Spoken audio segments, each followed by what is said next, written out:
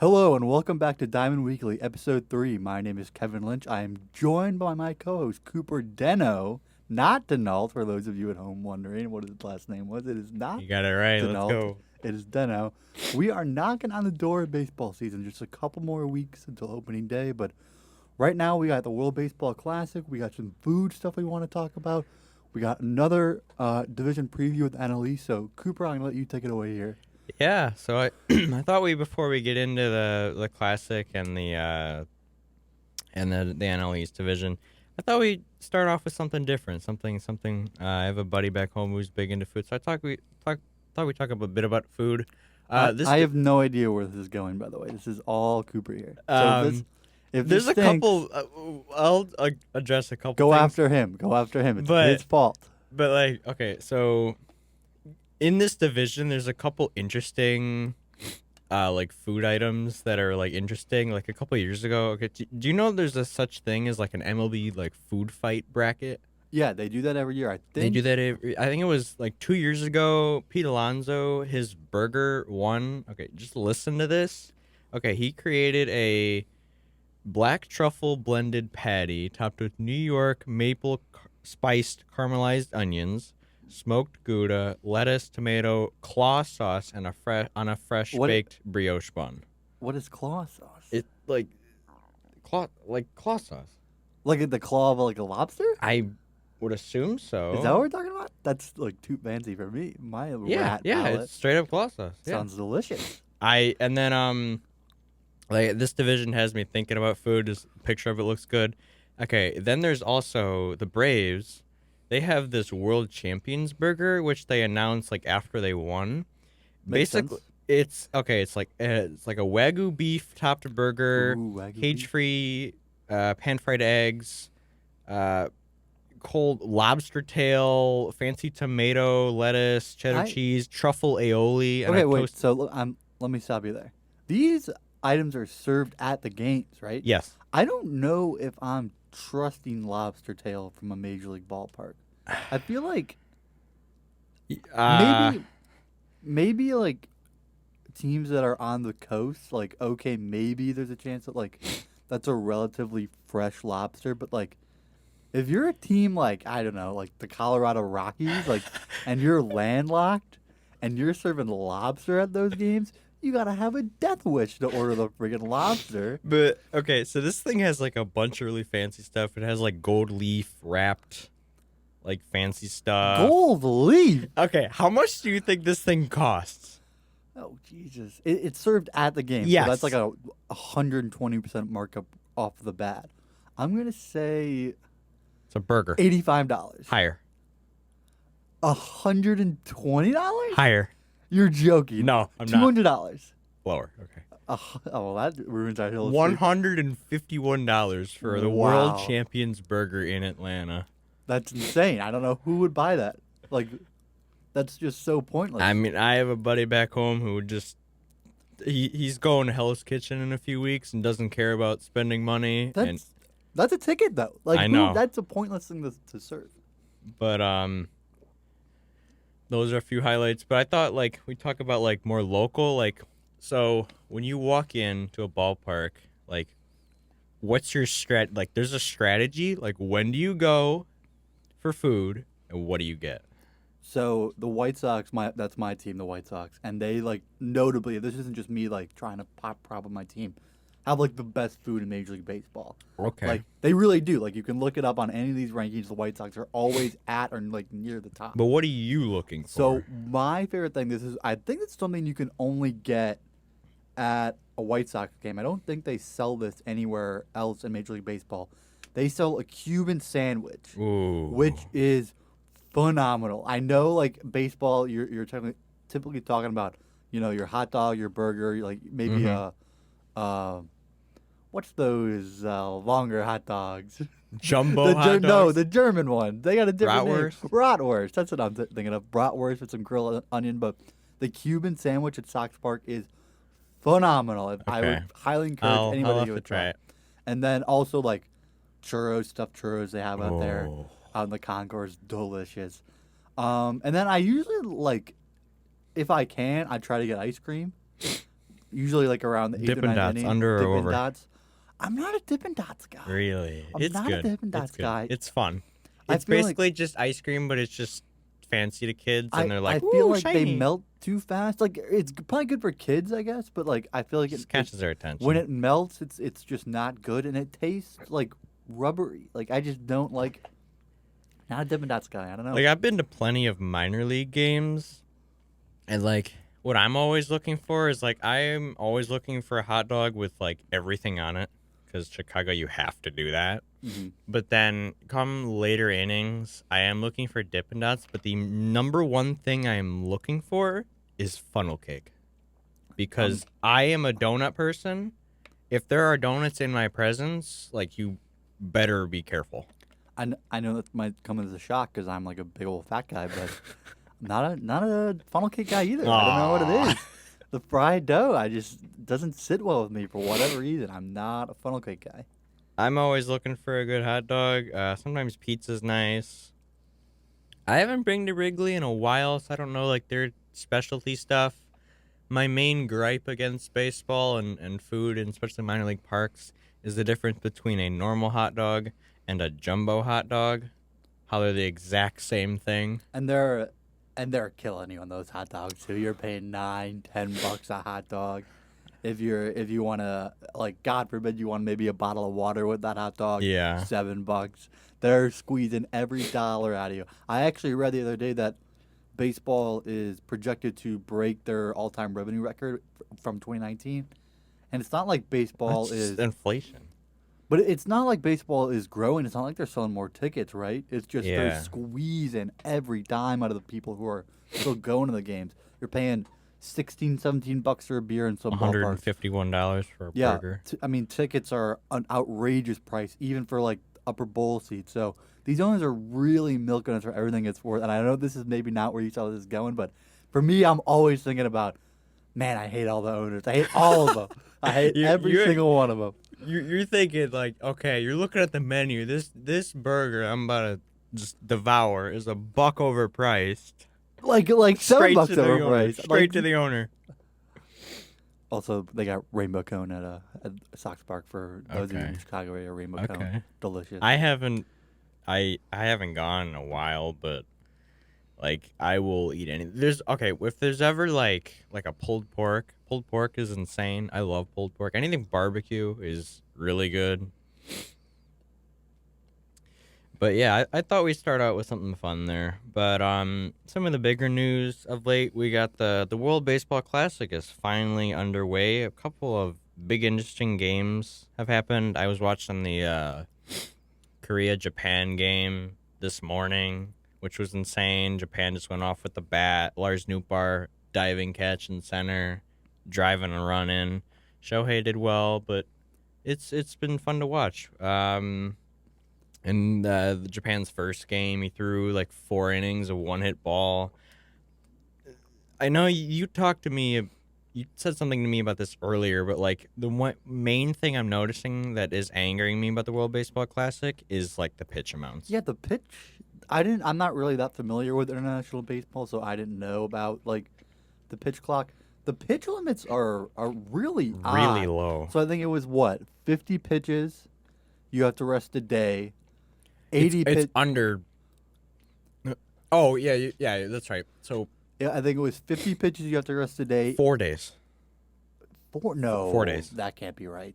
It's over 50, less than 65 is 4 days, and then that number changes. Like your max is 65 in the first round, and then the playoffs or whatever is 80, and then championship is 95. Wow, you were right. I know That's it's ridiculous, and I understand why that's in place. It's to encourage, especially because we're seeing fewer and fewer MLB arms participating, just because their arms at that point in the year are not ready to go along in the game. So it's trying to encourage them to actually participate and like kind of convince them, hey, like you're not gonna get hurt if you go out and play for your country. But one of my favorite things about the World Baseball Classic, it's unlike any other international competition that yeah. the majority of the field does not play professional baseball. Like, obviously, you have guys from America and the Dominican Republic and Japan and Cuba. Yeah. Who play in, if not Major League Baseball, they play in the Nippon League, they play in the Korean League, like they play baseball at some high level. But then you also have the guys from like Australia who played maybe a year of A-ball and they're teaching history at home. And you brought up Czech Republic the too. The entire Czech Republic team has 0 professional innings combined through that whole team. It's a team made up of teachers, of like garbage men, like day traders. The guy they beat China last night on a 3-run home run in the top of the 9th. The guy who hit that home run, Matic Mencic, is like a personal trainer. Like, I want to see one of these guys. Like, I understand why the pitch limits are in place, but this is these guys' World Series. They are not going to play baseball again for another. When's the next World Baseball? I don't know. 2026. So. Is that when it is? 3 years? Last one was 6 years ago. Oh, was it because of COVID? COVID messed everything up. I want to see one of these guys throw 250 pitches. Just go crazy. I want to see this guy's arm fall off. I want to see one of these garbage men just go nuts. See some just blowout injury in the mound. Dude, like I want to see him in the bottom 9. He's throwing like 50 miles an hour. Can't raise his arm above his shoulder. I think that would be great. Like we need to get rid of the pitch limits. Let these guys cook. You brought up Italy Hall of Famer in his first managerial debut, Mike Piazza. Yeah, what is up with Italy? There's no Italian players on Italy. It's all just white guys who have Italian names. Like, it's all, like, my guy, Vinny Pasquantino, the Italian Babe Ruth. They had Matt Harvey. They had Matt Harvey in the bump. Like, Matt Harvey cannot be Italian. His name's Matt Harvey. How long has he not played? He's been on like a couple of years. He had a little bit of a stint with the Orioles, if I'm not mistaken. But yeah, that's right. He also kind of got Was it caught Mets up. to Orioles? Is that what it was? He popped around a whole bunch of places. He kind of fell off the map quick. He was kind of involved. I don't know if you remember with the whole Tyler Skaggs scenario. So Tyler Skaggs tragically overdosed. With pitcher the with the Angels. Okay. He was provided drugs from the Angels, like clubbies from their clubhouse attendants. Okay. And I guess Matt Harvey kind of got wrapped up in that. He testified in court. So I don't know if that has anything to do with why he's not in Major League Baseball anymore. But it's also just the fact that he's not a very good pitcher anymore, obviously. Like, he looked pretty good for Italy, though. Scoreless, yeah. Yeah, 3 innings scoreless. But I think he's a guy that Major League Baseball has probably passed him by. Which is unfortunate. I loved watching Matt Harvey. Back in the day when the Mets were like... Dark Knight. Now the Mets are one of the better teams in Major League Baseball, but back in the day, like, the Dark Knight, he had the Dark Knight on his bat. Do you remember, like, Bert, like, the logo? Yeah. And watching him, like, DeGrom, young Jacob DeGrom, like... When he had hair. Yeah, it was so fun. Like, a guy that never really lived up to, like, what he could have been. Like, could have been a guy that was a perennial, top 5 Cy Young voting. Couldn't always maybe, like, stay healthy. But, like, just when he was on, like, he was on. Like, he's one of the best guys in the league. Too bad he kind of fell off the map as quick as he did, but I'll always love Matt Harvey. Nickname like the Dark Knight, like, that's unbelievable. That's so the nickname cool. alone is just so cool. Yeah, so cool. What else? You've been paying close attention to Cuba because they've got some key White Sox players. Surprisingly, like, they started out 0-2. Yesterday they did go off against. I have to look this up. But Luis Robert and Yoan Moncada finally decided to show up. Where is that game? I can't find it.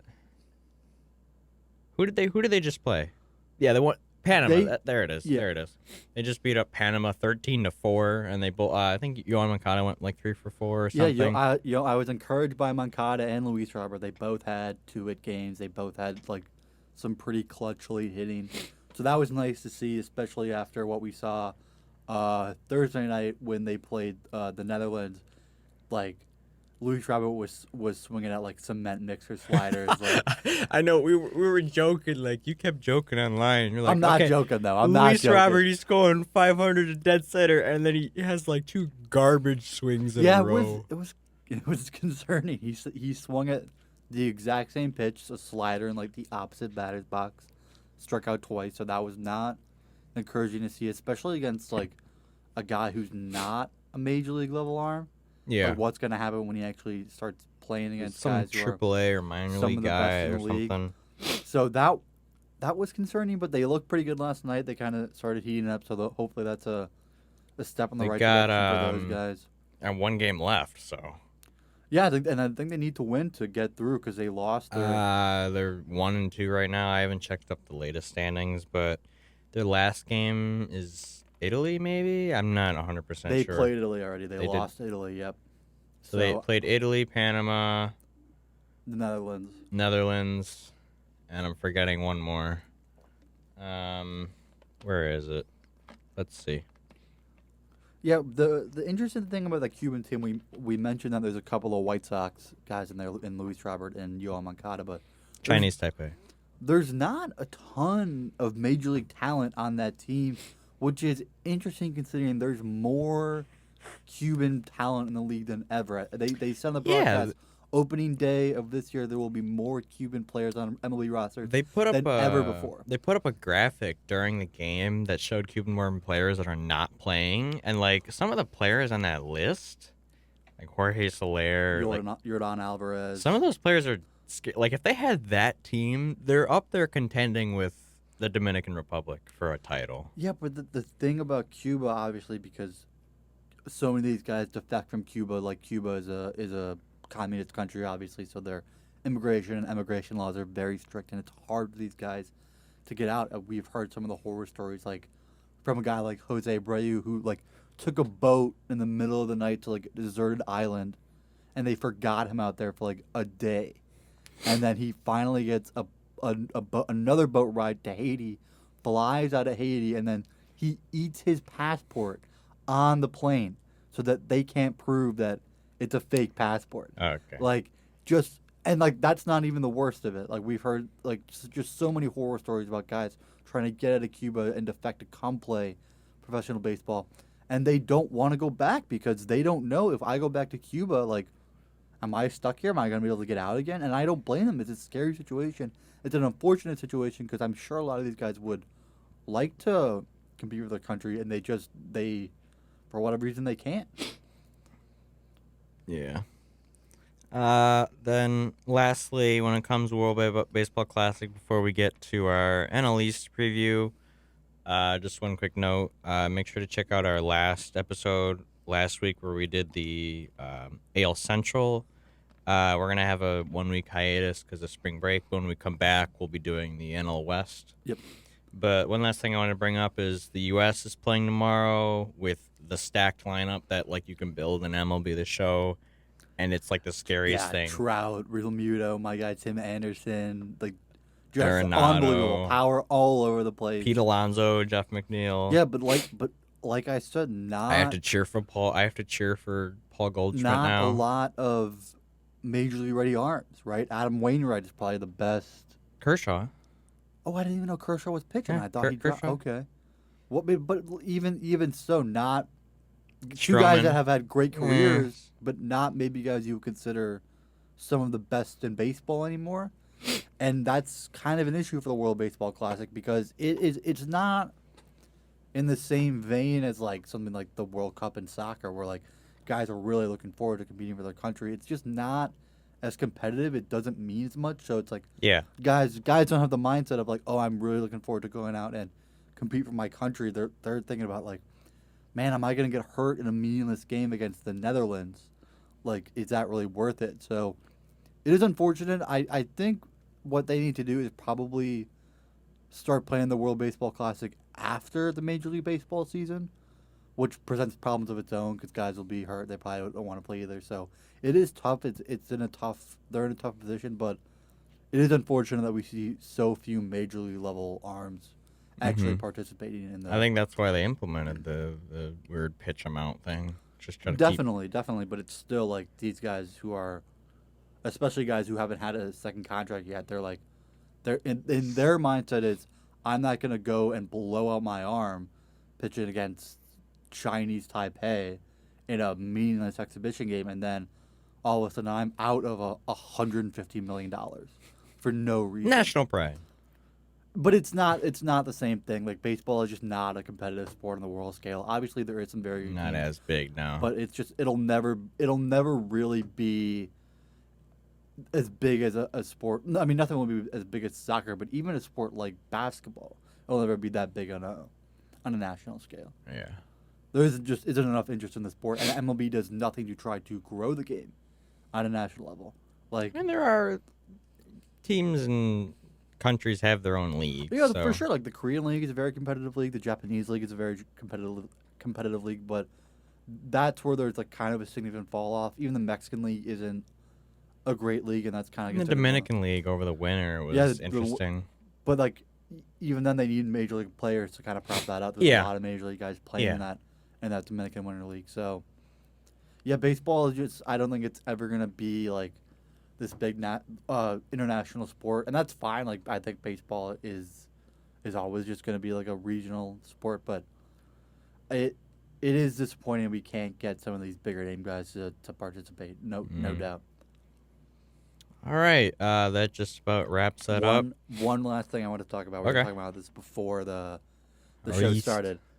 This is not in my notes, but like I said, one of my favorite things about the World Baseball Classic is that there's guys who just like are not major league ready arms. They're just like not anywhere near being like competitive baseball players, and they're out here competing in their country. Like this is their Yeah, World go Series ahead where and it's- throw down the middle to Shohei Ohtani. like they're garbage, man. They gotta go against Shohei Ohtani and your JT Real Mutos, your Mike Trouts, like the firemen. They have to go out and throw 4 scoreless, and then like turn around a couple days later and do it again. But my favorite story from the World Baseball Classic is the legend of Shlomo Lipitz. I was reading this story this morning from Cespedes Family Barbecue, great Twitter account. Give him a follow if you haven't already. So he's a 44-year-old pitcher from the Israeli national team. He throws 76 miles an hour, tops out at 76 miles an hour. He played in the first ever international Israeli game.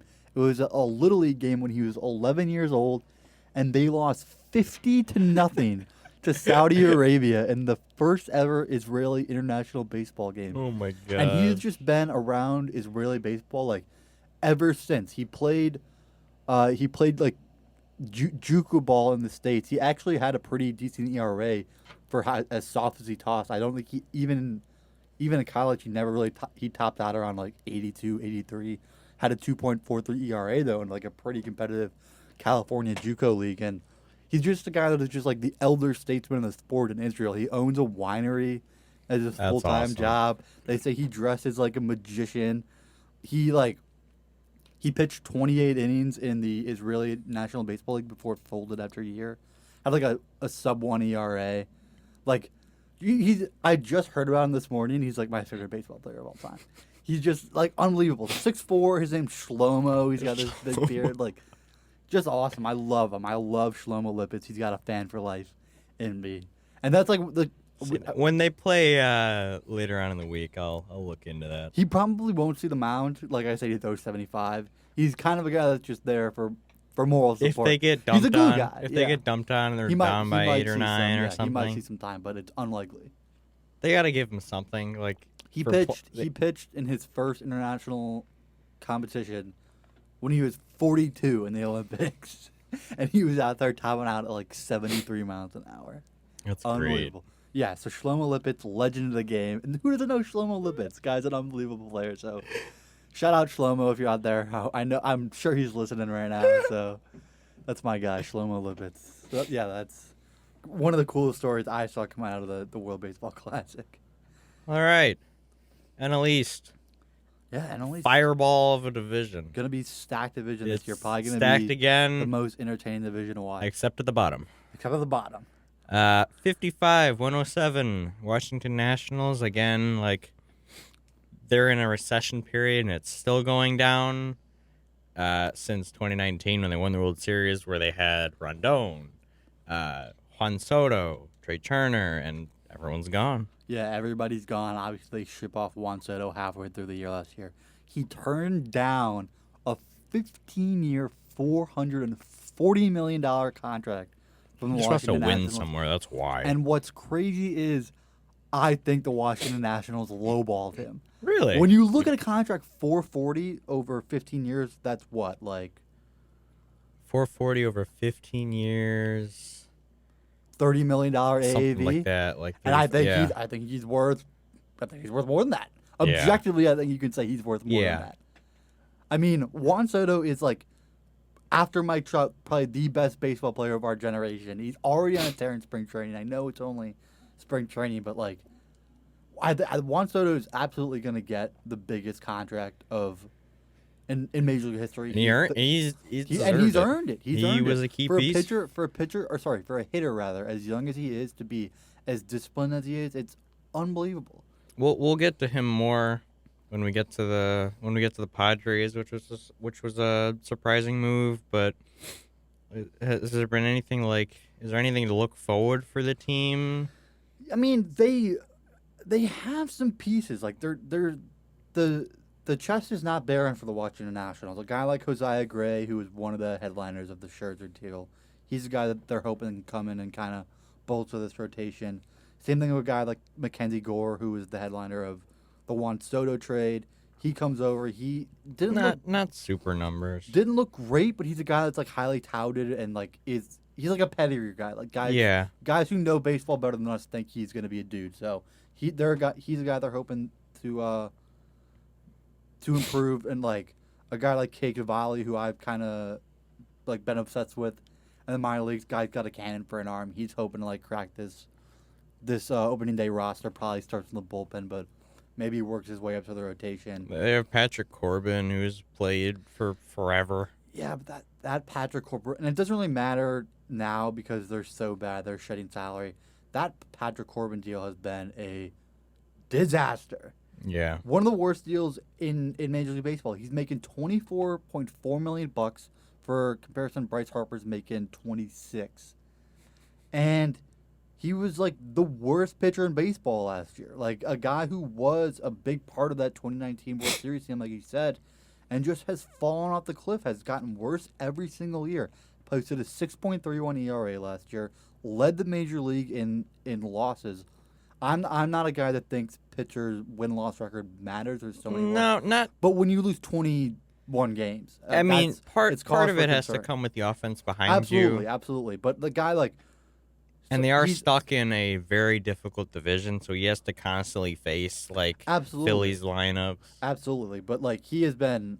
I mean, the only word for it is a disappointment since he inked that extension, and it's. I mean, like I said, it doesn't really matter now. It doesn't prevent them from going out and signing a big free agent because they're trying to shed salary and they're trying to lose games. But looking back on that contract, huge disappointment. And the same thing with Steven Strasburg. Is he? He's in I think the fourth year of a 7-year, $240 million deal that he inked.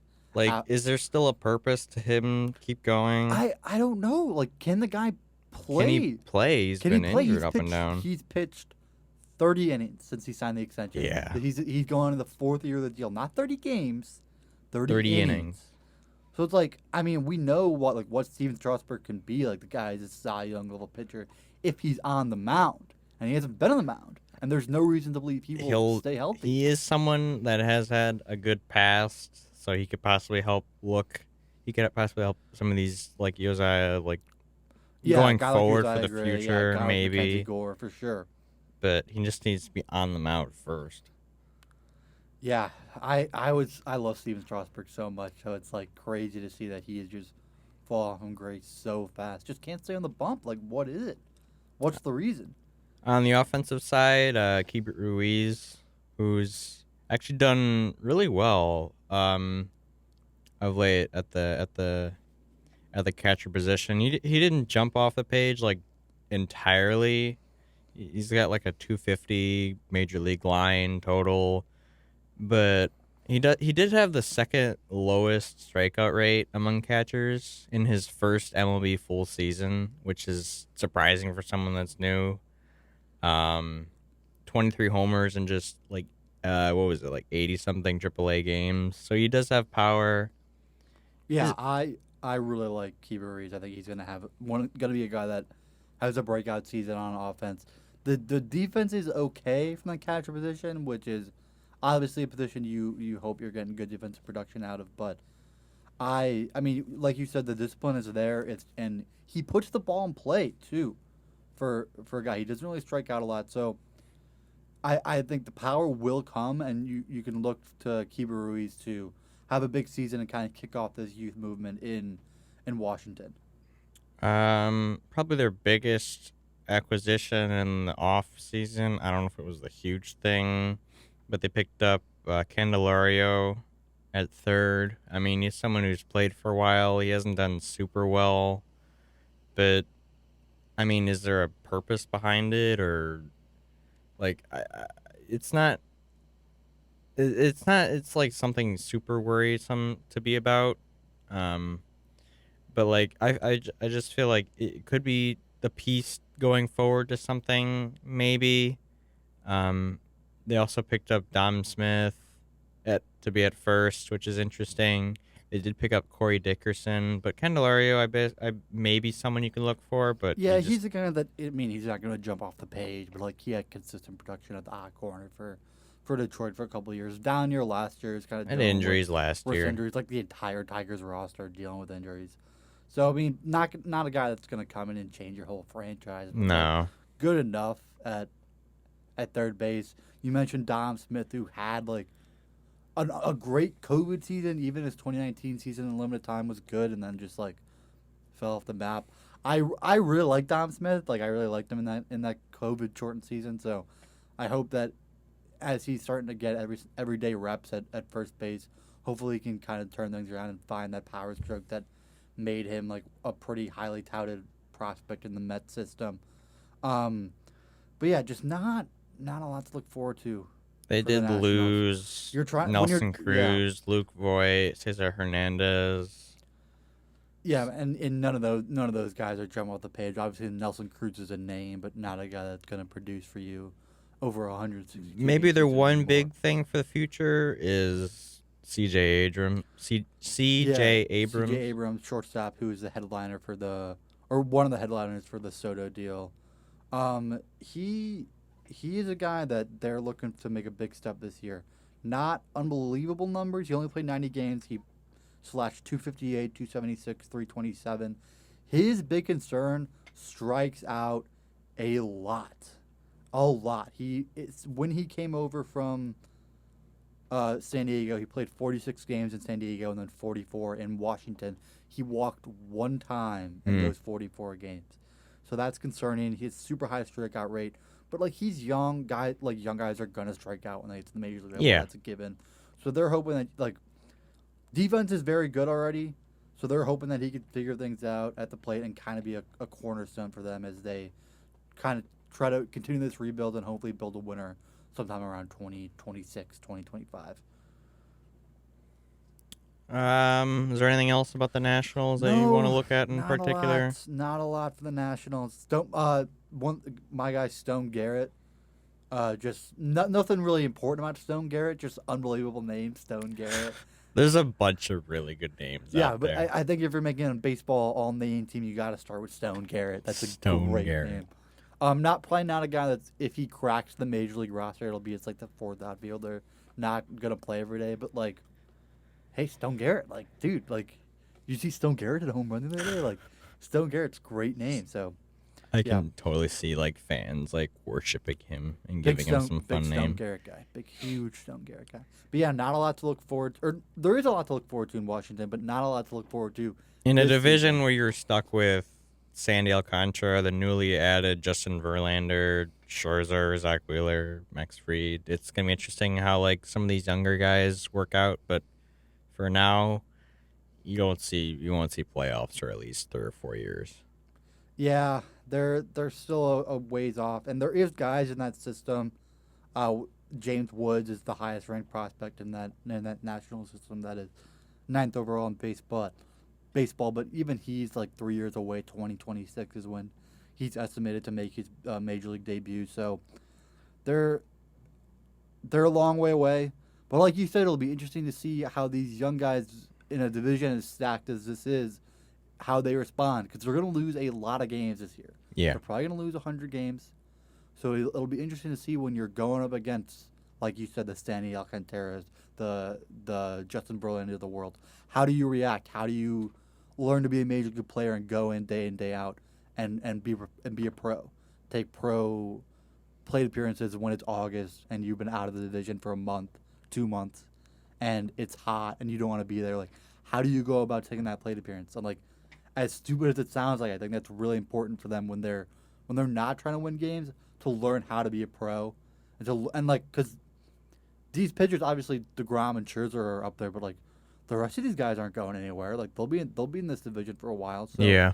you got to learn how to beat the best of this division. They kind of got to do what the Orioles did when they were just so bad, dumpster the league. Like they always, for whatever reason, just own the Boston Red Sox in that division. They just beat the Boston Red Sox all the time. You're expecting them to beat someone in this So division? they just gotta find a team, one of those top 3 teams, whether it's the Phillies, whether it's the Braves, or whether it's the Mets, and just like make them their bitch. Just beat them like it's like a Friday series, and it's like, oh dude, we get the Nationals this weekend. This is free, and then like all of a sudden, 3 wins in a row. and then the Nationals take Sweep. 2 or 3 from the Mets or whoever it is. Like they just gotta find a team to like, hey, like when we play the Mets, like we can be competitive against the Mets. We can be competitive against the Braves. Like you're not gonna win. You're not gonna win 80 games. You're not gonna win 70 games. No. But like being competitive in a division that is as good as this, will if they can make games close and not get blown up every other day, like it'll go a long way for these guys' confidence to say like, hey, we do belong in the major leagues. Like we can compete in this Yeah. division. When the cavalry gets here, like we are gonna be a team that is good, that can compete. So that'll be important. We'll see how they respond. They're projected to win 61 games this year. Doesn't matter. I think less than that. I think Probably, 55 probably. is They're where at they least were last losing year is 10 games against more accurate. starting Yeah. every single team in this division has an insane starter except them, really. Yeah, like we said, when you're in a division with the Braves and the Mets and the Phillies, it's wins are going to be few and far between for the Nationals this year. The one team that we'll get to next that they might have a chance against is the 69 and 93 Miami Marlins. Yeah, the Miami Marlins involved in the biggest trade of the offseason. Probably, yeah. They get AL batting champ Luis Arias, send Pablo Lopez to the Twins. Call me crazy. I like the Marlins. Really? I Their think- middle infield could be interesting because they're going to move Jazz. Probably Yeah, one of their move better Chisholm start. from second base to It's center done field. okay. He's shown the power bat. He's someone that Miami can possibly look to. He's our Mr. Cover athlete for MLB 23. But they're moving him to center field to make way in but the also infield. to try and kind of protect his health. Right, he only played 60 games last year. Yeah. dealing with a back injury, but in limited time he was great. Slash 254, 325, 535 with a 139 at OPS plus. Like a guy that is gonna be a star if he stays on the field. Like obviously already so fun to watch with the bat flips and the big chains and all that kind of stuff. So like a huge star in the league already, and hasn't even reached anywhere close to what his peak is gonna be. But then like if you look around this lineup, like obviously we talked about Luis Arias, AL batting champ, like a guy who's gonna put the ball in play. They did pick up Gene Segura. But like Gene Segura, another guy like above average hitter, like is gonna put the ball in play. Brian De La Cruz is a guy that I think is gonna be super good. 26 years old, Dominican. He struggled a little bit in last year, but he got sent down to AAA and he came back in September. And in his last 25 games, he was like one of the best hitters in all of baseball. Really? Slash 388, 419, 718 in his last 25 games. He's a great athlete, 6'2", a lot of speed out there and left. There was only 5 players that had a higher barrel percentage, so barrels per plate appearance, than Brian De La Cruz. Wow. Yordan Alvarez, Aaron Judge, Ryan Mountcastle, JT Realmuto, and Mike Trout. So, I mean, good company to be in. Like, the guy will put bat to ball, and he's got some power. It's just a matter of putting that together over a 162-game season, right? So, like, he's a guy that I'm looking to make a big step. But then if you look at the rest of this lineup, Jorge Soler, the Braves, Who is going to hit the farthest ball known to man like once every Yeah. 10 games. But like, was the hero for that Braves team in that World Series? Yeah. Like, if he can bounce back and have a big season, Avisel Garcia, who's a guy that has hit 30 home runs before, has some pop in that bat. If he can bounce back after a disappointing season, like even Joey Wendell, like I love Joey Wendell. Like he's a guy, like probably one of the last guys. I think he might be the only guy. No batting gloves. Just raw dogs. Brad it. Miller, Yeah. I think, has no batting gloves. Few and far between those guys. Yeah. And like, which is just a crazy move to me. I don't know how they're not like Those guys love going classic like that. breaking pinkies every other day, like getting splinters. Can't be fun, but like this Marlins lineup is not as bad as people think it is, in my opinion. Like I think this Marlins lineup has something to prove this season, and if you get a bounce back season from, like I said, Jorge Soler, Avisel Garcia, in addition to the production you're gonna get from guys like Jazz Chisholm, Luis Arias, Gene Segura, Brian De La Cruz, Joey Wendell, like it's a majorly competitive lineup. It's not a dumpster fire. And then when you look at this rotation, At the rotation, they picked up Johnny Cueto, which was a surprising one, who actually did reasonably well last year. Obviously, the highlight Cy Young winner, Sandy Alcantara, I remember watching an interview of him who wants to like push even harder this year. Jesus Luzardo is an interesting one, like 3.32, which is okay. And then the scary Edward Cabrera. MLB The Show 22 Legend. 21 legend. 21 legend. Yeah. For a 101 sinker. Yeah, I Just mean, stupid. like going back to Sandy Alcantara, like his Cy Young campaign was incredible. 228 innings. He's kind of a throwback guy. Like, doesn't strikeout numbers aren't incredible, but like just pitches to contact, is super efficient, goes deep into games. He had 6 complete games last year. That's when you else, get like 15 to maybe 20 starts a year, a little more than that, like getting a quarter of that to go all the way is impressive. Yeah, I mean he pitches deep into games, and the thing about him is as he gets further into games, the velo goes up. Like Which is not how it should work. He reaches back towards the end of these games, like, which is incredible. He usually sits around 96, 97, but we've seen him reach back in like the 8th innings of these games and touch 100. Like, the guy is just an anomaly. He's really a throwback of like in this age of like guys who will strike out a lot of guys, but maybe only go 4 innings. A guy that goes deep into games and pitches contact and like. He's just so unbelievable. Like I really like his Cy Young campaign is not talked about enough. Like so impressive, so efficient, and like he's only gonna get better. He's still He'll be pitching actually for the Dominican Republic in the World Baseball Classic, so he'll highlight their rotation. Yeah, this rotation, if you get it, I mean, I don't think Stanley Alcantara is gonna put up another season like that, but just a comparable season. Jesus Luzardo is a guy who they're looking to make a step. Like Edward Cabrera, like Johnny Cueto will stabilize the middle of this lineup rotation. So like, it has the potential to be really good in a division stacked with very good rotations. Like I don't think that they are going to be outclassed by the Mets and the Phillies and the Braves. Like they have a chance to be competitive. I really do think there is a world like where if they stay healthy and things go right, they win 85 games. I really think that's a possibility for the Marlins. I like this Marlins team. I really do.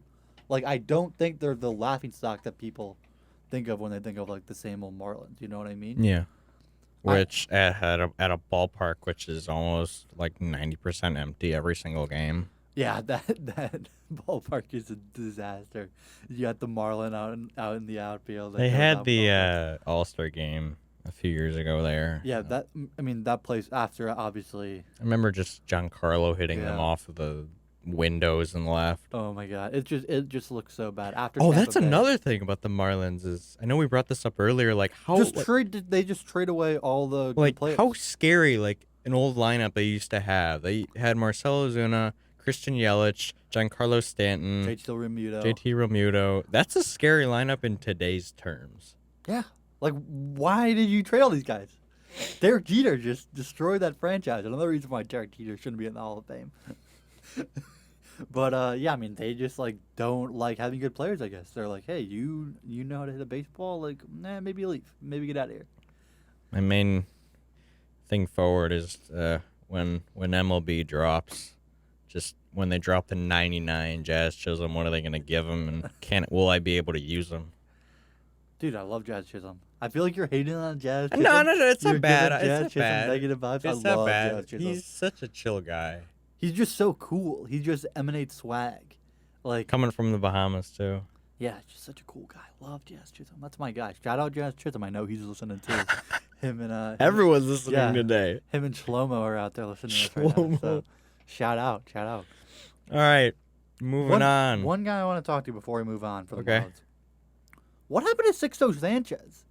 Where did he go? I don't know. I know you remember He him. had a scary. The big thing with him was the sinker, right? Yes, in that COVID shortened season, he was so good for this Marlins team that like somehow made the playoffs, beat your Chicago Cubs. We're not talking about that. We're not talking about that. Sixto Sanchez outduels Yu Darvish in a playoff game, quote unquote playoff game, and then Yeah, just regularly. like nothing to be heard from. He has like a shoulder injury in 2021, and then misses all of 2022. And we just have no updates from Sixto Sanchez. He's not throwing bullpens. Like, there's no videos. They're not talking about him. Like, did I just miss something? Like, How old is he? he's a young guy. I don't know his age off the top of my head. I can look it up right here. Okay. But, like, why are we not... Like, why is there no updates from Sixto Sanchez? Like, what happened to him? I mean, if he comes back and pitches, like, what we saw in that COVID shortened season, like, this rotation can be really good. He's 24, so like obviously they're not going to rush him back if they think he can be a guy of the ilk of Sandy Alcantara and like really be a special player. They don't want to hurt his development. But like, where is he? Where is he? We don't know anything about him. Something will maybe Sixto get Sanchez. I mean, answer if from he, him this season. I don't know if he's going to pitch this season. I don't know if he's going to pitch ever again. Maybe he's not even like. Maybe He just gave up. He just picked up and like moved He's back. hanging to up the Dominican. cleats. He's done. Yeah, he's hanging them up. But like, if he comes back and pitches the way we saw him in 2020, this rotation is going to be unbelievable. Like, where's Sixto? Sixto, if you're out there, I know he's out there too. Everyone's listening today. Sixto, give us a call. Like, what's going on, man? Where are you? We're gonna call him up.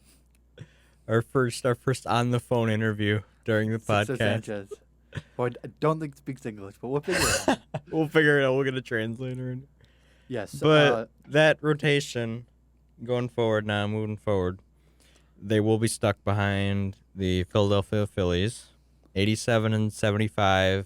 Obviously, the main big three things, or big two things, I feel like, is like highlighting their rotation, is producing another big year out of Aaron Nola, Zach Wheeler.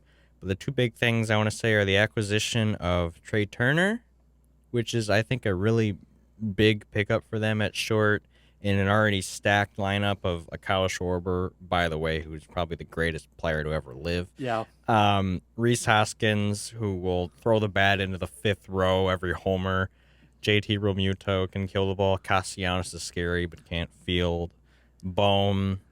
It's a scary lineup, but Yeah. something that is big for Trey Turner, like going forward, but it is a lineup that is missing, for now, Bryce Harper. Yeah, no Bryce Harper. He played a lot of last year with a torn UCL. Did not opt for surgery, so he was a permanent DH in that stretch run and that miracle run through the playoffs that saw them win. That was so surprising.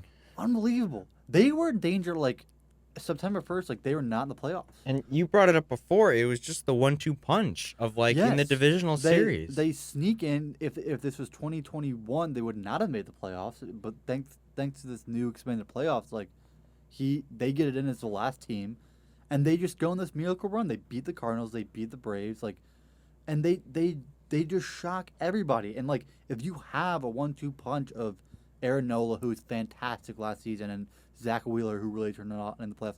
Also, underrated guy in this rotation, Ranger Suarez. Like, if you really look at it, was actually their best pitcher in that World Series Really? against the Astros. Like, the guy was good. Like, he's the guy that was one of the unsung heroes of that World Series run. Shout out Ranger Suarez. Like, So it just goes to show if you can sneak in and you have a guy like I don't want to make this like a White Sox thing, but like a guy like Dylan Cease or just like a guy of his ilk who's a Cy Young caliber guy, Mm-hmm. like you can make some noise. Like things can happen, and it's especially in those early series where it's only 5 games, right? If you win game one, and like, and then you get your ball back to the ace a couple of days later, like that's all you need. Like that's all Yeah. you need. Obviously, when the series get longer, like then you have to try and find some depth in that I rotation. mean, but- even past them, like past Nolan Wheeler, Taijuan Walker, who is Yeah, Taijuan should Walker. be solid. yeah, for good, them- will be a good, third pitcher. Like Yeah. good year for the Mets. I know a lot of Mets fans like don't like Taijuan Walker.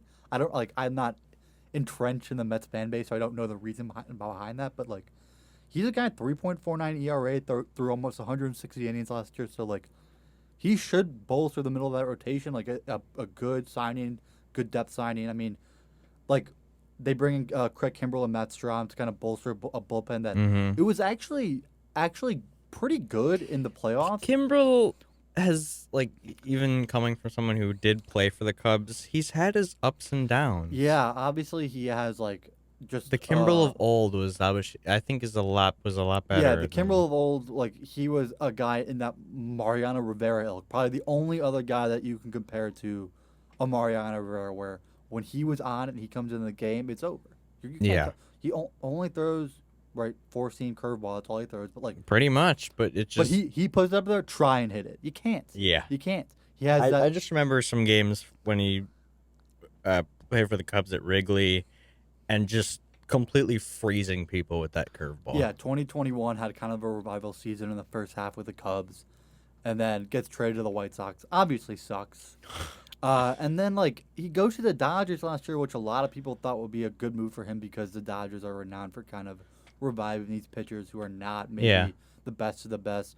Has kind of an underwhelming year. Not great, not terrible, but like it's Craig Kimbrell. Like he's a Hall of Famer. You gotta hope that like when the bright lights are on, like in a playoff series, he's a guy that's gonna come out and get you 3 outs, even 4 outs if you really need it. Like if you're talking about I need 3 outs, pick anybody. Like there's not a lot of guys on the list ahead of Craig Kimbrell. Mm-hmm. Like he is a guy that I really do think, even though the numbers haven't been there in recent years, when you're in the weeds, when you need an out, like Craig Kimbrell is a guy you can still turn to. And then Matt Strahm also had a pretty good year with the Mhm. Boston Red Sox, 3.83 ERA and 44 innings. So hopefully they can shore up a bullpen that like I said, they did lose David Robertson and Corey yeah, and Knebel. David Robertson was very good for them. Mm-hmm. Very good for them. He goes to the Mets stays in the division. He's on the Cubs for a little bit, right?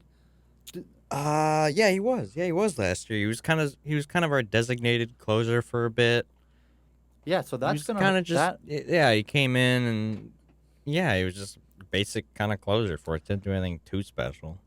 yeah, but I mean, he's a guy that'll help shore up a bullpen. I mean, Corey Knebel, not really anything special. I'm pretty sure he was like a below replacement level WAR. Like, Mm-hmm. so I don't think he's a guy they're gonna miss a ton. But like, I mean, hopefully this bullpen can kind of turn things around. Like, they weren't a dumpster fire down the stretch last season, but they definitely almost did cost them a playoff spot and like prevented us from seeing this miracle run.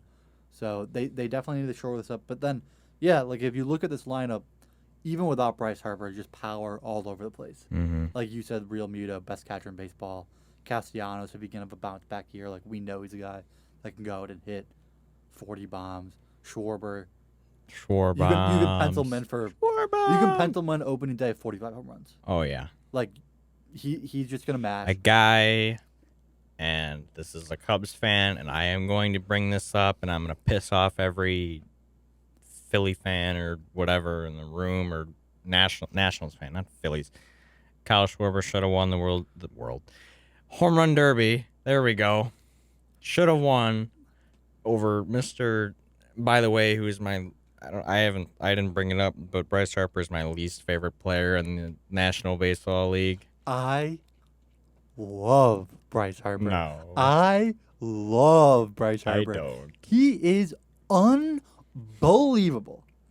He's unbelievable. When you Like, swing how as can you hard hate as Bryce you Harper? can, sure, you're going to hit a ball a mile, but he still strikes out a ton and gets ejected a lot. So, Bryce Harper is one of, if not the best hitter in Major League Baseball. Like, yeah, okay. for me, not even top 5. No. I mean, you see this run he has last year in the playoffs. I just hate his attitude. Listen to I this. just hate his attitude. Listen to this line in the playoffs last year: 349, 414, 746 slug, 6 homers on 22 hits in the play. Like a Reggie Jackson type, like postseason run. And in the regular season, he was phenomenal too. He missed some time, obviously, with that elbow, and was like a primary DH for them. But even still, 286, 364, 514 slash line, 145 OPS in 99 games. Like, he's unbelievable. How can you hate Bryce Harper? I know why you hate Bryce Harper. Because Chris Bryant, your former Chicago Cub, is somehow making more money than him. Okay. And sucks. Hit one. He's past his prime. Past his prime. Chris Bryant, who played for the Colorado Rockies. I don't know if you folks out there know this, but the Colorado Rockies play 1 mile above sea level. So the air up there is very thin. Okay? Ball goes far in Colorado. I'll go far. Any guesses about how many home runs Chris Bryant hit last year? 0. Higher. One, yes. 1 home run. So, but for somehow, some way, he's making more money than Bryce Harper. I mean, Overrated. I don't know how you can hit Bryce Harper. Overrated. Objectively not overrated. One of the best hitters in baseball. He's up there with the Aaron Judges and the Yordan Alvarez's and the Mike Trout of the world. Like, the guy is a stud. He's unbelievable. They are gonna miss it's not gonna be easy to weather the storm without Bryce Harper. I know, like we said, they have all this pop, even if you don't include Bryce Harper, but like, he's just a guy that is like unbelievable. Like, unbelievable. I can't believe Sure, that- the atmosphere was big, and what was that? What was the big homer? Was that in the championship series against the Padres? Yeah, 3 on home. Like, the guy just he's a ball player. Like, I don't know how you. I just am stunned. I to hate hear his this. attitude. Oh, He give me a robbed my break. boy Schwarber of the home run derby. He is still feeling the residual effects of like all the attitude stuff in Washington, where he like I want to bring a But he- title back to DC. he was 19 years old though. He got called up when he was 19 years old, right? So like he was a young guy trying to figure some stuff out. Like he's completely kind of reformed in Philadelphia, but like also, I want that cockiness out of my best player. I want a little FP attitude. Like, some of you do want you that, need but that. like You need a someone little like bit of me, that. I don't like it. love Bryce Harper. I can't believe. I'm just stunned. I'm Okay. too stunned to speak that you don't like Bryce Harper. Okay. I mean, Bryce Harper. Them missing Bryce Harper poses a difficulty of its own, because obviously they're gonna miss him at the plate, but on defense too.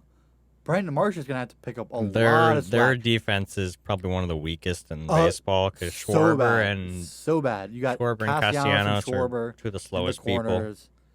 Yeah, out above average is not a perfect stat, but it kind of it's a good reference for how effective a defensive player is.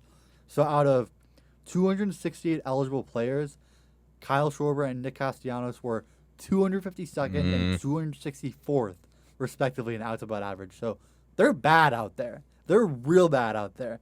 And without Bryce Harper to help them out and kind of pick up the slack, like there are gonna be a lot of doubles in the gap in Philadelphia. But I mean, if you can make up for it with power at the plate Yeah. and put up a lot of Their runs, offense is I mean, definitely going to make up for that. regular season offense matters, and then postseason defense matters. And hopefully by then they'll have Harper back, and like you said, that two-headed monster between Zach Wheeler and Aaron Nola. Zach Wheeler, another guy the White Sox could have signed, did not. In addition to Bryce Harper, I hate constantly bringing up the White Sox. I don't want to make this just a White Sox show, but in 2018 when Bryce Harper was a free agent, he wanted $25 million in the White Sox, and the White Sox were like, nah, we're good. That's a little rich for us. It's like the 19th richest contract in baseball right now. Like, Bryce Harper already is outperforming that contract. And, like, there's a rights deal coming up in a couple years. Like, contracts are only going to get bigger. Like, this Bryce Harper contract is an absolute steal. The Phillies robbed Bryce Harper, and like the White Sox were like, $25 million, but like Jerry Reinsdorf's plane needs to be replaced, so like, we can't really do that. Okay. That 28. Where do you project the Phillies to be? Do they have another late postseason push? It's so hard. I because this division, like we've said so many times before, so stacked. When you have the Braves and the Mets ahead of you, I think they make the playoffs, but I wouldn't be surprised if they're in that last wild card or second wild card spot again. I could see that. Not because they're a bad team. I think they're a very good team that has a chance to make another run.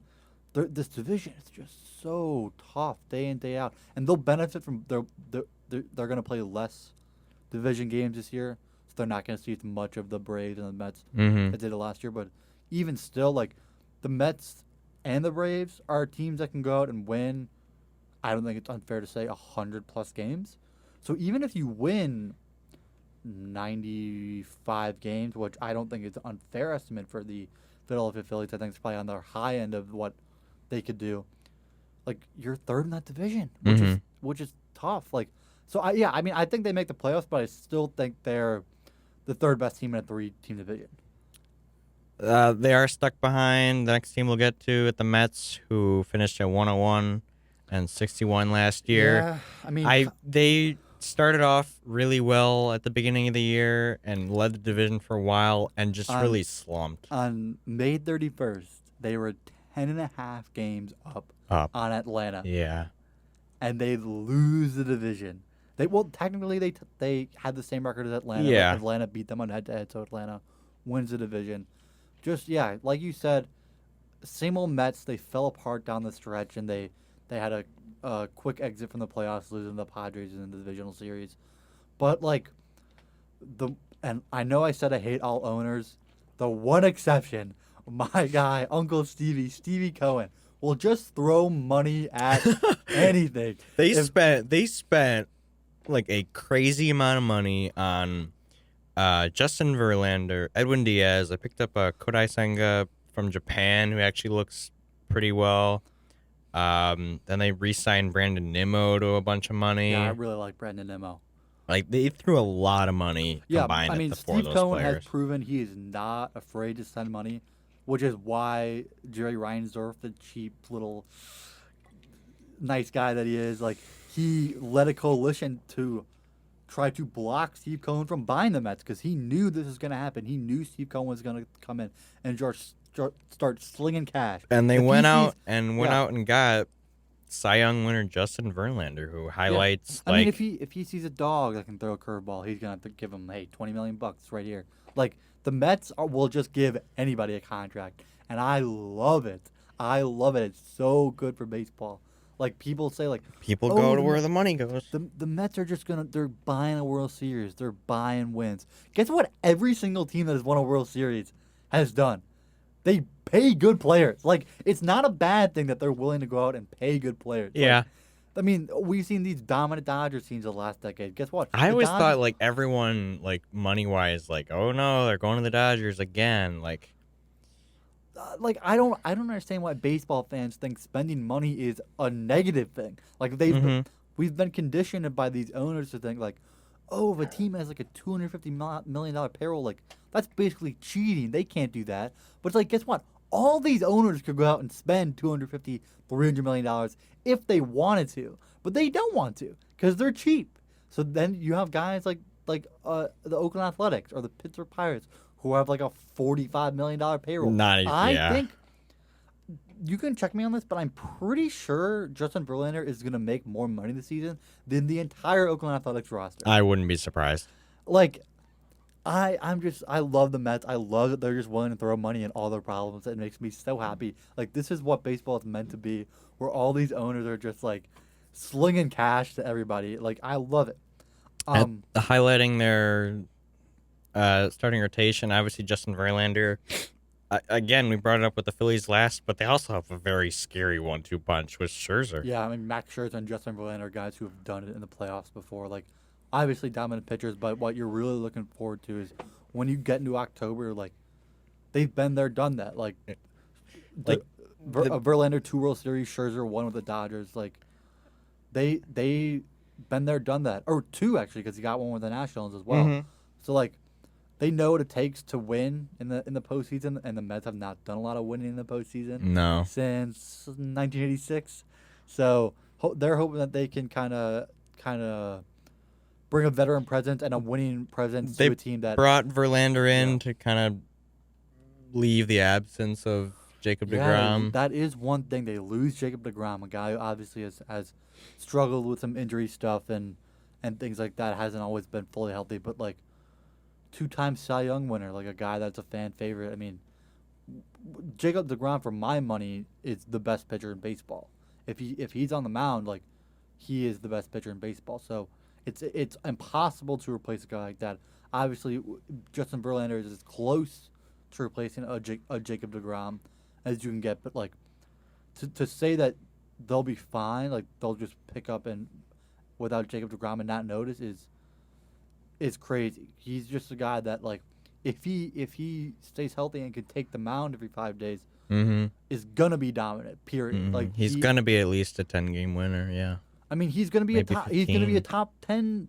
I think his Strikeout leader. Yeah. his floor is like a top 10 Cy Young season. Yeah. Every season, Easy. if he stays healthy.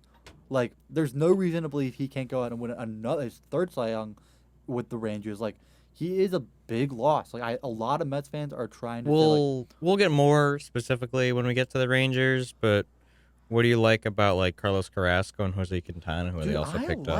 I like Carlos Carrasco. He was kind of a subplot of the deal that brought Francisco Lindor over from Cleveland. Mm-hmm. A guy that is it's just been like kind of a forgotten name, but he was really good in Cleveland. Like, he's a guy Mhm. I got to see a lot of because he within the White Sox division. Like, Mm-hmm. always a good pitcher. He's dealt with some injury stuff over the last couple of years, but like still has an absolutely devastating slider. Like, the strikeout stuff is there, and he has like pretty encouraging like ground ball percentage, like ground ball rate.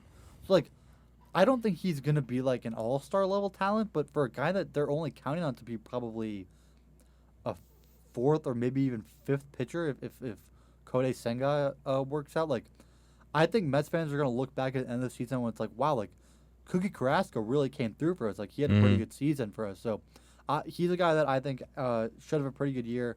And then if you look the Japanese import Kodai Senga, I don't Yeah. know a lot about him. Not entirely. He did post like I did look him up briefly. He did post some like decent like sub-3 numbers consistently over the last 10 or 11 years or something like that. So he's someone that they could look forward into. Yeah, I mean, he played high level baseball in Japan. But a lot of these Japanese guys, you just don't know. I don't know if what's- he's playing in the Classic at all. Yeah, I'll look into it. I mean, we've seen guys come over from Japan rather, and have success. We've seen guys flame out, so it's hard to really predict how these guys are gonna perform in a major league season. But like, he's a guy that they're hoping can bolster that rotation, and then Jose Quintana, who's just been like a steady veteran Right, an presence. all-star season last year. Yeah, he had a great year down the stretch for the Cardinals after getting dealt. I mean, like, he's a guy that, I mean, probably would be the fifth starter, but like, very good pitcher. Like, as good a fifth starter as it gets. In the bullpen now, obviously, when you hear the trumpets, you know you're screwed. You know you're screwed. Edwin Diaz, huge re-sign for them. This is what we need. David Robertson, also a big pickup for them, but this bullpen looks scary. Yeah, I mean, the bullpen is going to be very good this year. I mean, Edwin Diaz, like, the videos of him at Chase Field, like you said, with the trumpets, as you just heard my stunning rendition of, like, just so electric, like, so cool. One of the coolest things in baseball, like, reminiscent of Mariano Rivera coming in to enter Sandman, like, yeah, like, Edwin Diaz, cool guy, super cool. He's one of those, like him and Emmanuel Clase, when they come in, probably one of those two guys, when they come in, you know you're done. But moving on, like, what about the offense type of thing? Yeah, I mean, the offense is stacked too. Like, I mean, obviously, It starts with Francisco Lindor. Francisco Lindor, 2/270, 339, 449, with 120 of OPS plus, was seventh in all of baseball with a 6.8 WAR. Like, he's the guy that all starts. There's no reason to believe he won't have another All Star caliber season. And then you move down the lineup. You look at a guy like Jeff McNeil, who is the 2022 batting champ. Yeah, that was surprising. Yeah, I mean, 326, 382, 454 from a guy who like always hit for average, but never posted a season anywhere near what we saw last year. And then go down the lineup even further, a guy like Starling Marte, /292, 347, 468. Who could lead the league in stolen bases if he's healthy? Yeah, a guy that has some speed on the bases. Mark Canha, who came over from the Oakland Athletics, a guy who just loves getting hit by pitches. I think he got beaten like 28 times last year. Just leans into everything. I don't know where like Rizzo compares. Like I think he lead like current players in hit by pitches. I don't know that for sure. I mean, if I had to guess, yes, because he loves just like sticking his elbow out and like just like getting a little cheap one there from the left side of the plate. Canada does that same kind of thing. He'll just stick the elbow out a little bit. And, hey, go on down to first. And then Brett Beatty, who's like the number 2 prospect in that system, very good hitter. He's probably gonna take over at third from Eduardo Escobar, who like had a pretty down season last year. So like, there's guys in this lineup. The one concern, if you had to pinpoint a concern, on a team that doesn't really have many concerns, is not a ton of pop in this lineup. Obviously, you have Pete Alonso, who's gonna probably hit 40 home runs again, home run champ. And then you have like Daniel Vogelbach. Okay, I watched this guy. I watched this guy play in I think low A, and like, dude, I love his favorite quote. I hit my home runs in bunches, just like I get my donuts. Dude, I couldn't get any better than that. I love Vogelbach, man. Vogelbach is just an absolute unit. I mean, I don't know his exact weight, but if I had to guess, he's probably in the area of 5'8", 320 pounds. I think he's taller than that. Built like an offensive lineman. The guy should be playing left tackle for the Jets. He Jets. probably played football at some point. I'm guessing. But I mean, he's a guy that can hopefully bring some pop. He had 18 homers last year, but like, that was the Mets' one issue. Was they were only 17th in home runs, so not like an elite number for a team that was as good as they were. Yeah. And when you get to the postseason, you have to be able to create runs in a hurry. It's so much harder when these games get longer. That's something they did struggle with last year. You have to be able to hit the long ball. So if you really wanted to like nitpick an issue, like that could be one thing. Is the power. A guy they're hoping that can bring some power to this lineup is Francisco Alvarez. Their number 1 prospect in the Mets system, number 3 prospect in all of Major League Baseball, is probably going to start the year in AAA, just because like learning to receive from a guy like Verlander and Scherzer is so hard, and just like call games for guys like that. But he will crack the Major League roster this year, and when he does, like, he could really be an X factor for this Mets team. Like, the power is there, the bat is already Major League ready. He hit 10 home runs in 45 AAA games, which is like incredible. So if the defense can come along and he becomes their everyday catcher, like the Mets think he will, like, he can really be a bright spot on this Mets team that didn't really get any offensive production out of the catcher spot last year between Thomas Nido, who's like a great defensive catcher, but one of the worst offensive catchers in baseball, and James McCann, who was just a disaster. Where do you predict the Mets to go this year? I like the Mets to win this division. I kind of like that too. I know it's Atlanta's division until they give it up. Atlanta's won this division 5 years running, and the Mets are the Mets, right? They're always like, it's about the Mets. But like, Mets fans have this saying, same old Mets. Like, they'll always find a way to break your heart in the worst way possible, right? So until they get this monkey off their back, like, I don't think it's unfair to say it's Atlanta's division, but this team just has so much talent. It's impossible for me to say that they are going to want to fight back after last year. Yeah, I mean, you had and win the division. Super disappointing end of last season. I'm sure all those guys, like a lot of those guys, are back, hoping to avenge what happened in the playoffs and what happened in the regular season where they lost a division that should have been theirs handily to the Braves. So I think they're coming in the season with a chip on their shoulder, and they're Mm-hmm. really looking to make a statement to say like, hey, we weren't just a flash in the pan. We're not the same old Mets. Like we're here to stay. Like I just don't see a world where the Mets don't win. At least I think their basement is 95 games. Yeah, like they're definitely gonna be close to 100 again. Yeah, I think they break 100 no problem. I think they probably win somewhere in the neighborhood of like 102 to 105 games. And I think that's a conservative estimate.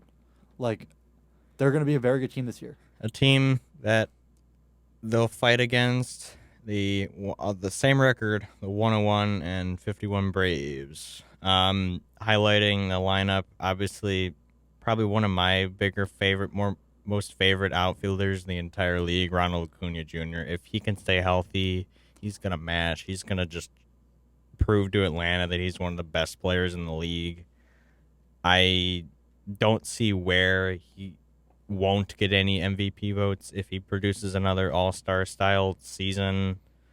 He's part of a lineup that is strong. Like Yeah. I mean, Michael Harris with the outfield with him, winning Rookie of the Year, who just absolutely mashed. Matt Olson at first, who is personally one of my favorite. Like I love his swing. He'll produce. At third base, Austin Riley, the power is there. Like, I just don't see where this team won't produce. Yeah, I mean, everything starts with Acuna, right? Like, not a unbelievable season last year. He kind of was dealing with the effects of the ACL that kept him out for all of Yeah. 2021. But, like, he's coming into this year fully healthy, 2 years removed from that ACL. And, like, he is a guy that is generational. So good. Like, he is, for my money, if there's going to be a guy that can hit 40 home runs and steal 40 bases, which is obviously a very difficult thing to do, but if there's a guy in Major League Baseball that can do it, it's Ronald Acuna. Like light tower power, super athletic, great outfielder. Like everything starts with him. So if he is gonna have a better season this year, fully healthy. He just is. Like you can book it. Mm-hmm. So you're bringing back a fully healthy Ronald Acuna in addition to a lineup like you said features some heavy hitters. Matt Olson is a guy who comes in. I mean, had the impossible task of replacing Freddie Freeman, who had a great year out in He Los didn't Angeles. get But, up to the level, but he did produce. yeah, you can't replace a guy like Freddie Freeman. Freddie Freeman is obviously one of the guys that, I mean, if not the best, one of the best baseman in baseball, but still had a good season. I mean, he was above average first baseman. I mean, Michael Harris was a revelation for them. Like, not even a guy they thought was gonna crack that major league roster, and then goes out and, I mean, leads the team in WAR. Like, he was super good. They've had a great streak here with just kind of developing young talent and like bringing guys in and making them major league ready players. Mm-hmm. Like, he's the guy that they're looking for to kind of continue that same level of production. They do have Eddie Rosario also in the outfield, who was part of their like World Series hero Pretty guys. disappointing year from Eddie Rosario, below replacement level player. But like, if he's a guy that can bounce back a little bit too, they're hoping he'll make an impact. I mean, they're just dudes all over this lineup. They did pick up Sean Murphy, which was Yeah, interesting they for got- a bunch of prospects, like a bunch of their top prospects. They got Sean Murphy for table scraps. Like the Oakland Athletics got nothing in this Murphy deal. They didn't get any of the Braves' top 10 prospects in this deal, which is crazy in a farm system that's as loaded as Atlanta. It's like They're trying to fill in the spot from William Contreras, who they I mean, traded Sean away. Murphy is a upgrade over Yeah. William Contreras. That's why. I mean, yeah. and they already have Travis d'Arnaud, who, in addition to having a very good offensive season last year, is the best defensive catcher in baseball. So, like, Mm-hmm. I mean, you figure Murphy's going to spend a majority of his time at the catcher position, but also can DH, and you put d'Arnaud at catcher. They let Dansby Swanson walk to your Chicago Cubs, Mm-hmm. but they find Vaughn Grissom, who was like a spark plug guy for them last year, pretty limited sample size last year. He only played in. Sorry, let me pull it up here. He only played in 41 games, but in those 41 games, he was really good. 291, 353, 440 slash line, 121 OPS plus. Like, there's no reason to believe that Vaughn Grissom won't develop into an all-star level talent He's in the you're exact trying same to fill way in a spot. Acuna did, in the Yeah. exact same way Michael Harris was. I don't think it is just trying to fill a spot. I think they really believe in this guy. I think he's a guy that they think is going to be in this core with Acuna and with Harris. They and do have a couple guys that had disappointing years last year, Ozzy Albies and Marcel, who are looking to bounce back this year. Yeah, Ozzy Albies. I mean, a guy. I like Ozzy Albies. I know Mhm. people like him because he's like kind of like a flashy player, like a very good defensive second baseman, but Yeah. not a guy that's ever been like a great hitter. I think he's a guy that maybe because of that 2021 World Series push is maybe a little bit overrated, but always it's been around like a league average hitter. Um, and then yeah, like I see 250 numbers. Ozuna, yeah, I mean he's always been right around. I think his career average is like 103 OPS plus. Mm-hmm. So not a guy that's gonna jump off the page on the offensive side of things. Ozuna, a guy we know has some power, but like has dealt with some legal things, and like we don't really know what he's gonna be. I don't know if you can really count on him anymore for sustained offensive production. But I mean, this even if you don't include those two guys, like this Braves lineup is a lot of pop, Mm-hmm. a lot of power, and then not even like you mentioned earlier, not even including Austin Riley, who after his 2021 breakout, He was third in total bases. yeah, third in total bases behind Manny Machado and Aaron Judge is pretty good company. It's like he's another guy that just breaks. Like they, and the thing about the Braves is, and this makes me so mad. Like all these guys are on cheap deals. Like the Acuna Yeah. deal is the big one everybody points to. I think he's on an 8-year, $80 million Mhm. deal, which for a guy of his talent is unbelievable. Unbelievable. With how much you see deals They going. they extended for. Harris to a team friendly deal this offseason. Like, what are they paying guys under the table? Like, how are they locking these young guys up to such cheap deals? Like, it's. I mean, I understand these guys wanting to make secure decisions. To maybe you're leaving a little money on the table, but you're getting a long term deal. But like Acuna in the open market is gonna get 29 million bucks AAV. Mm-hmm. If he's looking for a 10-year deal, he's probably gonna get 290 to 300 million in that range. So, Yeah. like, You saw what Dansby got with us I for mean, like a he is- 7-year, 300 and something. and Yeah. Dansby's a good player, but he's getting way more than Dansby Swanson. Yeah. So like, I mean, I don't understand how the Braves do this. I don't understand how they lock up these guys to deals for nothing in the grand scheme of things. But like something also like that's to their offense, but even like looking at their pitching now, Yeah, the rotation's good. their rotation's good. And like their bullpen, they do lose Kenley Jansen, but it's still like one of the best in the bigs in terms of bullpen. Yeah, no doubt. But Max Fried, who he was terrific as usual. He was second in Cy Young voting with a 2.48 ERA. They like the rest of the rotation does seem primed to maybe go down a little bit. Charlie Morton did go down a little bit last year with a 4.34. And I like Charlie Morton, but I And think he did have a high hard hit rate. Yeah, he might be. And what is he, like 40 now? Yeah, he's gonna be going into his age 40 season this year. He'll turn 40 during the season. And I like Charlie Morton. He's a big part of that 2021 World Series team, but he might be cooked. He might be cooked. I think Charlie Morton is not. And I could be wrong. Maybe he bounces back and has a season of what we saw from like a guy like Adam Wainwright in his Yeah.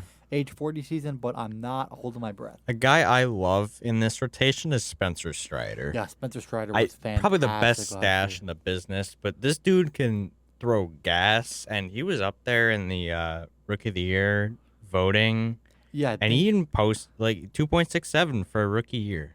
Yeah, the Braves went 1-2 punch in Rookie of the Year voting. Michael Harris winning the Rookie of the Year, and then Strider coming in second. 2.67 ERA, 152 ERA plus, and 131 2/3 innings. I mean, a guy that's going to be a centerpiece of this rotation for years to come. And in a division where you need a strong rotation, obviously we pointed out the other names in this division that are dominant pitchers. Like the Mets have no shortage of pitching talent. Mm-hmm. I mean, Strider and then Max Fried again, like you mentioned, very good season. Ian Anderson struggled last Yeah, year, but but he's looking to bounce back. I think he'll bounce back. I mean, if you look at some of the feeling stuff, where he kind of did get unlucky. His FIP is a little bit lower than his ERA is. Like, Kyle Wright too, yeah, Kyle Wright, top 10 top Cy 10 Young Cy Young voting. campaign, so he's another guy that's a stalwart in that rotation. I mean, the Braves. I mean, what else can you say? They're good. They're good as always. Like, they're always going to be up there on the top They're of the NL East. projected to win 93 games this year. I would say that's a good amount if they can stay healthy. I Yeah, can see them knocking on the think- door of 100 again. Yeah, but I think similar to the Mets, I think 93 is probably the floor rather than the ceiling. I think they knock on 100 again. Mm-hmm. No doubt about it. I mean, like I said before, I do think the Mets are the better team, Mm-hmm. but they So, are. yeah, like, going back through this whole division, if we're going to put it in order, I do agree with you. I think the Mets are going to push back. They'll win the division this year. Yeah, I agree, but at the same time, like I think any Mets fan will tell you, like, the Braves have kind of owned the Mets. Not Yeah. kind of owned the Mets; they have owned the Mets in Yeah. recent years, and especially after that just disastrous stretch. They want to fight back after that. Yeah, I mean, I hope the Mets want to fight back after And the that, but main maybe key also piece with that with rejuvenates the Braves. Verlander, because DeGrom was injured a lot last year, and they could have easily won. At least they could have won the division if DeGrom was healthy, I would say. I mean, they even without the ground, they should have won that division running away. They just, I mean, fell apart. Like I said, 10.5 game lead on May 31st, Mm-hmm. and you lose the division. I mean, obviously it's tough when you win 100 games and don't win your division, but I mean, they have nobody to blame but themselves. Like the Braves were dead. Like people were talking about the Braves. Maybe the Braves don't even make the playoffs. And then they come back and win the division. Obviously, their seasons kind of ended up in the same place. They both had pretty disappointing seasons, but I think Braves fans have a lot more confidence over Mets fans going into the season. Mets fans are just like they're just like a tortured fan base. Like they always just expect the worst. They just assume like, oh yeah, like we might have the best roster in Major League Baseball, but odds are like the team playing is gonna go down in the middle of the year. And, Yeah. like, we're just gonna like win 60 games. Like they're just so miserable. They're just in a permanent state of sadness, and I can't blame them. Like they just have found every possible way the Mets have to lose games and lose divisions, and they until they get the monkey off their back, they're still the Mets. They're still the same old Mets. So we'll see. Like I said, I mean, I do think they win the division, but it's the Braves division until they prove it's not. So, yeah, starting from the top and going down, Mets, Braves, Phillies, Marlins, Nationals. This is my one hot taken episode. Okay. I wouldn't be shocked if the Marlins finish ahead of the Phillies. I think there's a world where that can Okay. happen. I think there's They a need world some where, fans first. where they really miss Bryce Harper, who probably won't be back until. Like will the he be All-Star back break. by the All-Star break? Yeah. I think their plan for Bryce Harper is he comes back before the All-Star break, DHs, and then after the break they kind of try to work him out Back into the in field. the outfield. Yeah. So I think there's a world where the Phillies really miss Bryce Harper. That lineup maybe doesn't perform the way we all think they are going to, and this Marlins rotation comes out and is dominant. I mean, we know Sandy Alcantara is a dude, but if the rest of these guys, Jesus Luzardo and Cueto is a season like we saw from last season, Edward Cabrera takes a step, and I like I like this lineup. I really do like the Marlins lineup. Maybe Marlins I'm are crazy, pushing. and maybe the Marlins win 70 games, and I'm an Okay, idiot. okay. Like, that's also equally, I'd if be not surprised. if not more likely, they win 70 games and just suck. But like, I like the lineup. Like Luis Arias is a very good hitter. Jazz Chisholm is a dude. Like Gene Segura is a major league ready player. Like I just I saw when I went and watched that Minnesota game last year. I think Arias like went like 3 for 4 with like 3 triples or something crazy. He he's set some crazy record or yeah. I mean something. he's incredible. I mean I. And maybe like we look back at the end of the season, it's like Kevin, you're so stupid. Like, how do you think the Marlins like we're gonna win 85 games? They won 52, but it's like I really think this team is gonna surprise some people. I really think they have more talent than the rest of Major League Baseball might think, and I like the Marlins. Call me crazy. I like the Marlins. All right. That'll just about do it. Wrap it up. Our NL East preview. And very interesting stack division, but then going forward, we're gonna have like a couple week hiatus. But when we do come back, we will be going over the NL West division, which is an interesting division. And then if you guys didn't check out our last episode, which was on the AL Central, where Kevin goes off in the White Sox for half an hour. Yeah, the White Sox make me sad. I like to retract from my statement from last week. The White Sox might not win the World Series. He's up and down, up and down. This is a guy. Okay, listen. And we're already going long, so I don't want to stay here too much longer. But the White Sox aren't that good, and Dylan Cease got blown up in his first spring training start. 11 earned runs in 2/3 of an inning. I know it's only spring Cubs training, are but winning still, the World Series. still scary. Cubs are You better know what? No. team. Dude, the White Sox, I don't say the White Sox don't win the World Series, if I'm being honest. Now that I'm thinking about it, like, yeah, Luis Robert probably is going to hit 50 home runs. Oh, my God, it's probably going to hit. This isn't about this. We're moving on. All right. Yeah, no, the White Sox You are. can complain to the- them when we get to the first season of the year. They're The White starting Sox out. are winning the World Series, actually, I've decided right now. Oh, They my are God. winning the This World guy Series. is up and I down. flipped back. Thinking All right. about it. That'll just about wrap it up. Thank you guys for listening. Subscribe on YouTube. And we'll see you guys in a few weeks.